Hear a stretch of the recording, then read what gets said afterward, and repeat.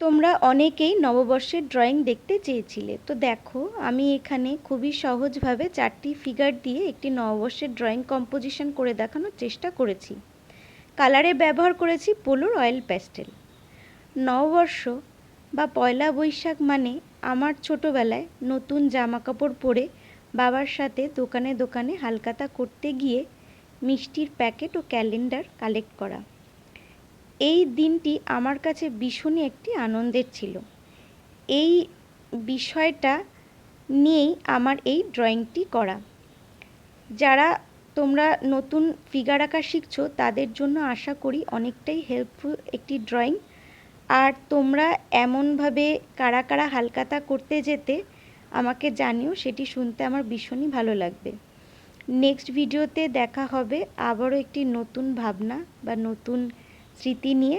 প্রত্যেকে ভালো থেকো, সুস্থ থেকো, আর আমার ড্রয়িংটি তোমাদের কেমন লাগলো সেটা অবশ্যই জানিও। Thank you.